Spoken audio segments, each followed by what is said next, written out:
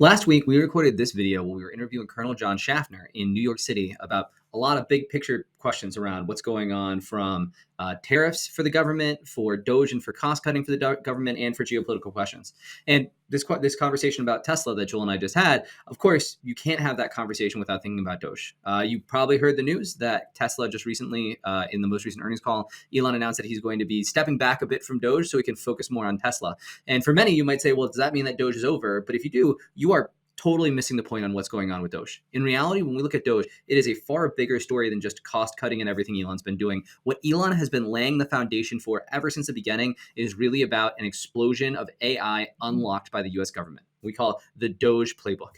And when you look at what's really going on here, Elon stepping away is actually a sign that we're just about to start phase 2, which we think could happen as soon as May 1st. In fact, Joel and I, with Colonel Schaffner, even recorded an exclusive video about this and what we think is happening next, where we give a lot of details about what we think the playbook is going to be for Doge Phase 2 and the companies we think are going to be big winners. If you want to learn about that and everything else going on, feel free to click the video link on the bottom of this page. Let's talk earnings and favorite pastime. So let me just say, earnings Wall Street. It's 2.5x because their compensation is up. Wall Street's wrong again.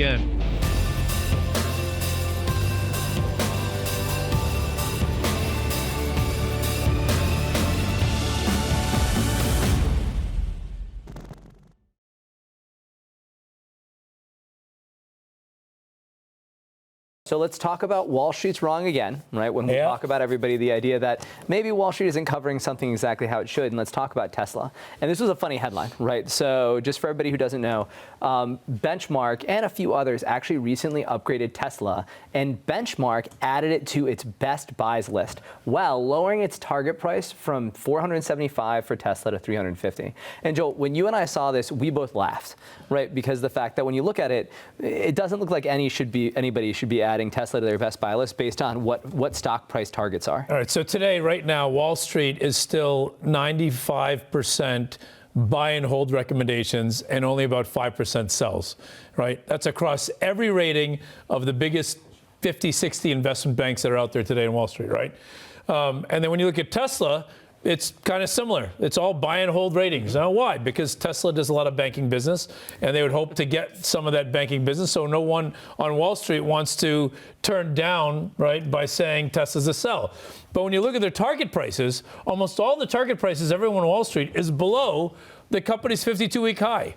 So what does that mean? The stock is lower than its 52-week high, and all the target price of these wonderful buy and hold ratings, the highest stock target price by Wall Street, by any major Wall Street brokerage, happens to be only the highest level it's been.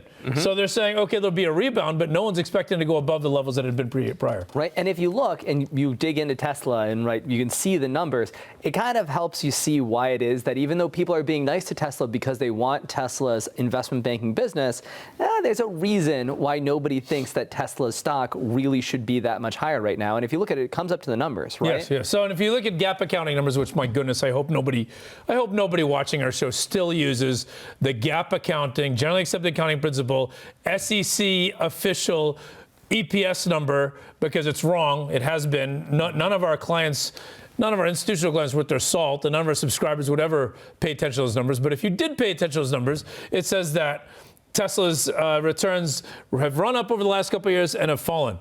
Now, if you look at the uniform accounting numbers, this company, uniform accounting means you take out all the nonsense that people have problems with, the FASB, Financial Accounting Standards Board, which is under the deepest of regulatory capture, which is why accounting is so complex and hard to understand, because it ensures that accountants maintain jobs, because nobody but an accountant can understand that nonsense, right, in the accounting standards codification. But anyway, right, when you change it to uniform accounting numbers that you're looking at right here, right, you can see, Rob, that Tesla's been unbelievably profitable in the past and unbelievably fallen from that profit level in the last 2 years. It's a lot worse, meaning returns were a lot better than GAAP accounting would have suggested, but the fall has been a lot sharper than GAAP accounting would suggest. And this is what it shows is that this is a much more profitable business than people realize. In fact, more than double, but return on assets still has fallen from, in 2022 was 30%. Now it's down to 10%. And we all know know that if you look at the three main businesses that Tesla is in, if we're just going to be honest with ourselves, it's cars, it's batteries, and it's solar. All those long-term are commodity businesses, right? But Tesla has done a really good job of building the an issue is, economic moat. how do you compete on cars when China, even with a 100% tariff, is still probably selling below cost? Meaning, they're selling below cost, there's a 100% tariff on it, but yet that still gets you to a level that's probably below their actual cost. I mean, is that the subsidies and the aggressive use of, I'll say, polluting electric making equipment that the rest of the world can't or doesn't use, and the use of labor, which one might say is close to slave labor, either way, horrible working conditions, and you end up with a car that costs so much less that even with a 100% tariff is still awfully expensive. So Tesla's got to compete with that for EVs, right, with BYD. And they've got to compete on solar, where China, same thing, they grossly over-subsidize solar, thereby sending a lot of US and European solar making companies bankrupt. They became bankrupt because how can you compete when someone's selling 80%, 70% of cost to produce? And so when you look at that, that's still the same issue. So Tesla's two of its biggest businesses are still going head to head with overly grossly subsidized businesses. Well, and it's not just China when we get into cars, right? Every single major industrialized economy protects their car industry. I mean, we did it with GM and Ford back in 2008 because it has so many jobs. So the idea that, right, and this is what's important when you get into, when we look at embedded expectations. So the dark blue bars that we're showing here, that is what Tesla's historic profitability Under uniform accounting, the way any good investor would look at it, not using GAAP accounting, yes. Exactly. Now, the two light blue bars, this is what the Wall Street analysts, the same ones that have best buy targets for Tesla, this is what they forecast Tesla's profitability to be, which is basically flat from what it has been the last 2 years when it's been struggled. But what's really important and why nobody on Wall Street has a buy recommendation on Tesla when you look at what their target price is. Not a true buy, yeah. Yeah, when you say, are any of them actually thinking Tesla is going to ever have its stock higher than it was in the last year? It's because of the fact that embedded expectations are so insanely high. Market expectations are for return on assets to go from 10% this year to almost over 40% return on assets going forward. And just to put that in perspective, right, corporate average is 10%, average car company is 6%, 40% return on assets, that's like Microsoft territory. There's no way the car making part or the solar making part of Tesla is going to possibly be 40% ROA. That means the only way for it to have this kind of ROA is if the robots business becomes so much bigger then its car business and everything else, so that the and has a, 100% return on assets. Has a moat that because nobody else is racing to also build robots. And so they're only robot maker in town, and everybody pays whatever price Tesla asks, and it gets 100% return, and it's so big that it overwhelms the amount that the car and the solar business pull down the return on assets. Even then, you'd say, and why is this stock justified at this price? Right, of course. Right, now, because Tesla's a momentum favorite, right, in my mind, 100%. It's 50-50, the stock goes up and down. Now, fundamentally, the stock is expensive, right? Yeah. It just is. But, momentum could take this company, and robots could be the big thing, and who knows what.